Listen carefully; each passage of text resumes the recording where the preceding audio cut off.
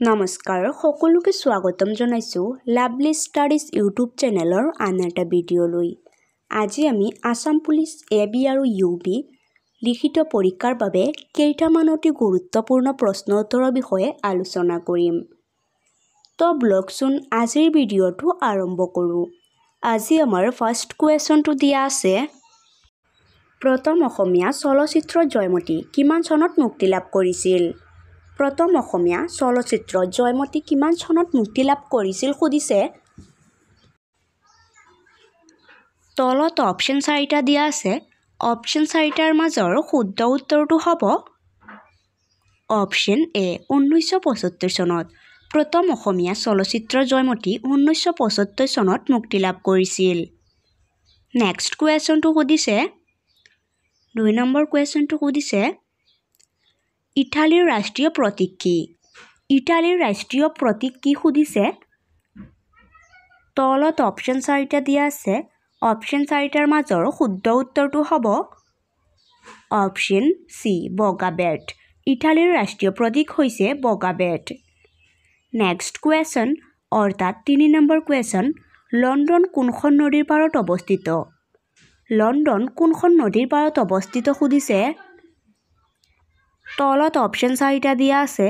Option 4টাৰ মাজৰ শুদ্ধ উত্তৰ option B Thames. London Thames নদীৰ পাৰত অৱস্থিত। নেক্সট কুৱেশ্যন অৰ্থাৎ 4 নম্বৰ কুৱেশ্যনটো সুধিছে ইজৰাইলৰ সংসদক কি বুলি কোৱা হয়? ইজৰাইলৰ সংসদক কি বুলি কোৱা হয় সুধিছে। তলত অপশ্যন 4টা দিয়া আছে। অপশ্যন 4টাৰ মাজৰ শুদ্ধ উত্তৰটো অপশ্যন এ নেছেট। ইজৰাইলৰ সংসদক নেছেট বুলি কোৱা হয়। নেক্সট কুৱেশ্যন অৰ্থাৎ 5 নম্বৰ কুৱেশ্যনটো সুধিছে টাইৱানৰ ৰাজধানীৰ চহৰ কি? টাইৱানৰ ৰাজধানী চহৰ কি সুধিছে। তলত অপশ্যন 4টা দিয়া আছে। অপশ্যন 4টাৰ মাজৰ শুদ্ধ উত্তৰ অপশ্যন এ টাইপে। টাইৱানৰ ৰাজধানীৰ চহৰ হৈছে টাইপে। নেক্সট কুৱেশ্যন অৰ্থাৎ 6 নম্বৰ কুৱেশ্যনটো সুধিছে পৃথিৱীৰ দীৰ্ঘতম মহাকাব্যখন কি? পৃথিৱীৰ দীৰ্ঘতম মহাকাব্যখনক কি সুধিছে। তলত অপশ্যন 4টা দিয়া আছে। অপশ্যন 4টাৰ মাজৰ শুদ্ধ উত্তৰ অপশ্যন চি মহাভাৰত। পৃথিৱীৰ দীৰ্ঘতম মহাকাব্যখন হৈছে মহাভাৰত। নেক্সট কুৱেশ্যন অৰ্থাৎ 7 নম্বৰ কুৱেশ্যনটো সুধিছে পৃথিৱীৰ বৃহত্তম মৰুভূমিখনৰ নাম কি? পৃথিৱীৰ বৃহত্তম মৰুভূমিখনৰ নাম কি সুধিছে। তলত অপশ্যন 4টা দিয়া আছে। অপশ্যন 4টাৰ মাজৰ শুদ্ধ উত্তৰটো হৈছে অপশ্যন এ ছাহাৰা মৰুভূমি। পৃথিৱীৰ বৃহত্তম মৰুভূমিসমূহৰ নাম হৈছে ছাহাৰা মৰুভূমি। নেক্সট কুৱেশ্যন অৰ্থাৎ 8 নম্বৰ কুৱেশ্যন নিৰ্মল হৃদয় নামৰ অনাথ আশ্ৰমখন কোনে প্ৰতিষ্ঠা কৰিছিল? নিৰ্মল হৃদয় নামৰ অনাথ আশ্ৰমখন কোনে নিৰ্মাণ কৰিছিল সুধিছে। তলত অপশ্যন 4টা দিয়া আছে। ইয়াৰ মাজৰ শুদ্ধ উত্তৰ অপশ্যন ডি মাদাৰ টেৰেছা। নিৰ্মল হৃদয় নামৰ অনাথ আশ্ৰমখন মাদাৰ টেৰেছাই প্ৰতিষ্ঠা কৰিছিল। নেক্সট কুৱেশ্যন অৰ্থাৎ 9 নম্বৰ কুৱেশ্যনটো সুধিছে মেগছেছে বঁটা লাভ কৰা প্ৰথম ভাৰতীয় কোন?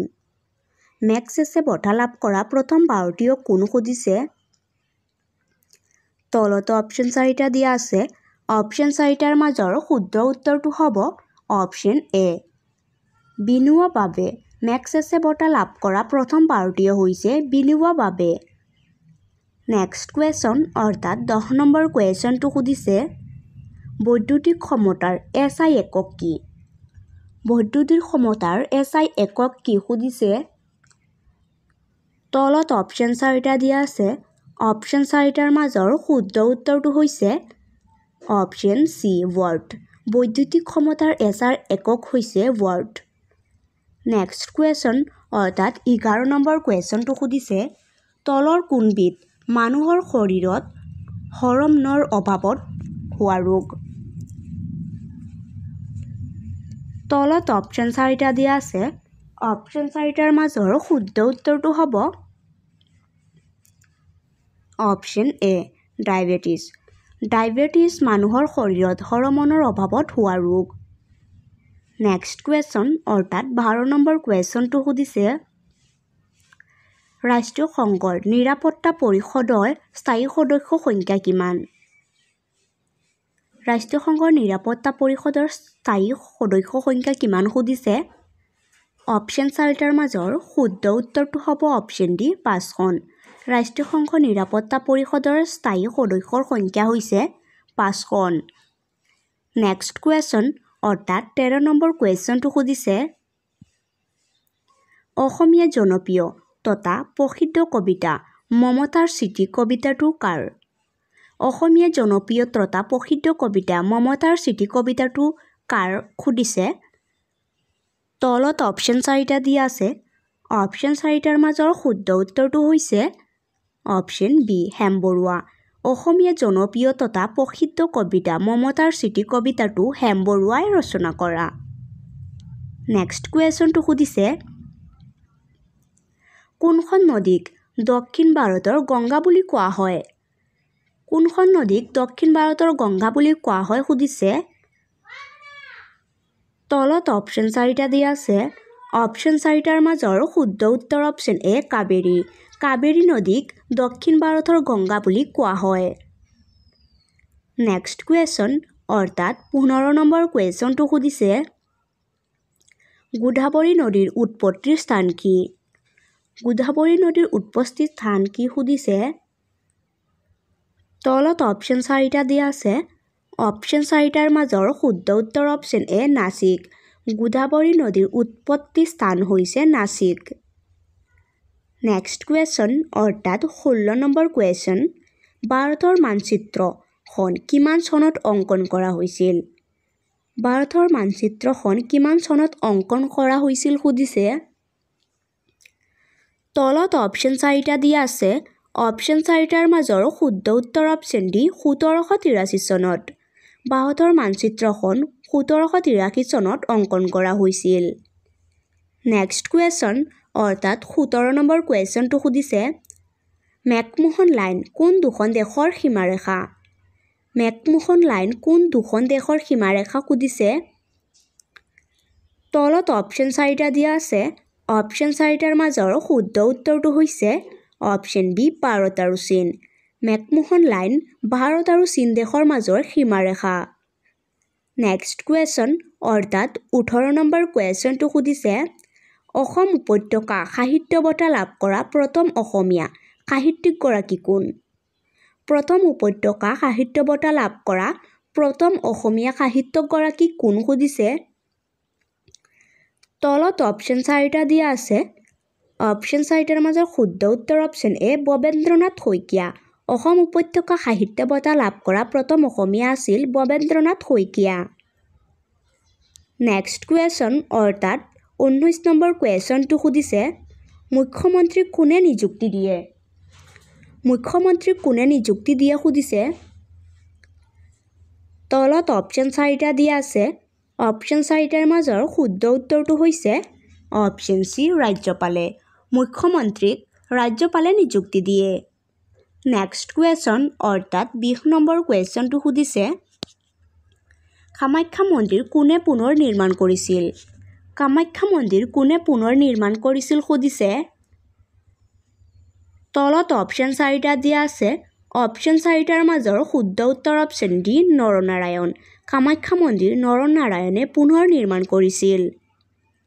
নেক্সট কুৱেশ্যন অৰ্থাৎ 21 নম্বৰ কুৱেশ্যনটো সুধিছে মানুহৰ শৰীৰৰ স্বাভাৱিক উষ্ণতা কিমান? মানুহৰ শৰীৰৰ স্বাভাৱিক উষ্ণতা কিমান সুধিছে। তলত অপশ্যন 4টা আছে। অপশ্যন 4টাৰ মাজৰ শুদ্ধ উত্তৰ অপশ্যন এ 37 ডিগ্ৰী চেণ্টিগ্ৰেডৰ। নেক্সট কুৱেশ্যন অৰ্থাৎ 22 নম্বৰ কুৱেশ্যনটো সুধিছে টেলিফোন কোনে আৱিষ্কাৰ কৰিছিল? 22 নম্বৰ কুৱেশ্যনটো সুধিছে টেলিফোন কোনে আৱিষ্কাৰ কৰিছিল সুধিছে। তলত অপশ্যন 4টা দিয়া আছে। অপশ্যন 4টাৰ মাজৰ শুদ্ধ উত্তৰ অপশ্যন চি গ্ৰাহাম বেল। টেলিফোন গ্ৰাহাম বেলে আৱিষ্কাৰ কৰিছিল। নেক্সট কুৱেশ্যন অৰ্থাৎ 23 নম্বৰ কুৱেশ্যনটো সুধিছে কোনজন আহোম ৰজাক ঘৰগঞ্জা ৰজা বুলি কোৱা হয় কোনজন আহোম ৰজাক ঘৰগঞ্জা ৰজা বুলি কোৱা হয় সুধিছে তলত অপশ্যন 4টাৰ মাজৰ শুদ্ধ উত্তৰ অপশ্যন এ চুকলেংমুং চুকলেংমুং আহোম ৰজাৰ ঘৰগঞ্জা ৰজা বুলি কোৱা হয় নেক্সট কুৱেশ্যন অৰ্থাৎ 24 নম্বৰ কুৱেশ্যনটো সুধিছে কোনখন নদীক হালদিয়া নদী নামেৰেও জনা গৈছিল কোনখন নদীক হালদিয়া নদী নামেৰেও জনা গৈছিল সুধিছে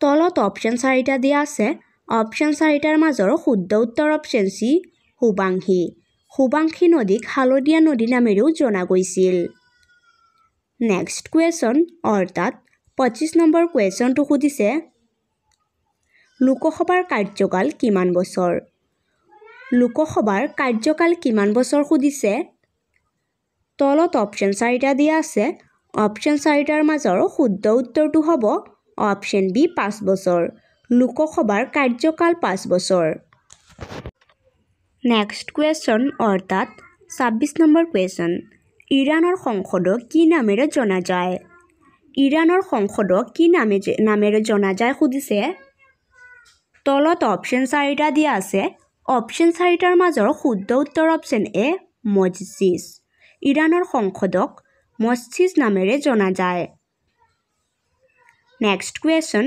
অৰ্থাৎ 27 নম্বৰ কুৱেশ্যনটো সুধিছে কাৰ বিৰোধিতাৰে গান্ধীজীয়ে তেওঁৰ বিখ্যাত দাণ্ডি যাত্ৰা আৰম্ভ কৰিছিল তলত অপশ্যন 4টা দিয়া আছে অপশ্যন 4টাৰ মাজৰ শুদ্ধ উত্তৰ অপশ্যন সি লুন আইন বিৰোধিতাৰে গান্ধীজীয়ে তেওঁৰ বিখ্যাত দাণ্ডি যাত্ৰা আৰম্ভ কৰিছিল নেক্সট কুৱেশ্যন অৰ্থাৎ 28 নম্বৰ কুৱেশ্যনটো সুধিছে হেপাটাইটিছ কিহৰ বেমাৰ সুধিছে তলত অপশ্যন 4টা দিয়া আছে অপশ্যন 4টাৰ মাজৰ শুদ্ধ উত্তৰ অপশ্যন এ লিভাৰ হেপাটাইটিছ লিভাৰৰ বেমাৰ নেক্সট কুৱেশ্যন অৰ্থাৎ 29 নম্বৰ কুৱেশ্যনটো সুধিছে লোহিত ৰক্তকণিকা ক'ত সৃষ্টি হয় লোহিত ৰক্তকণিকা ক'ত সৃষ্টি হয় সুধিছে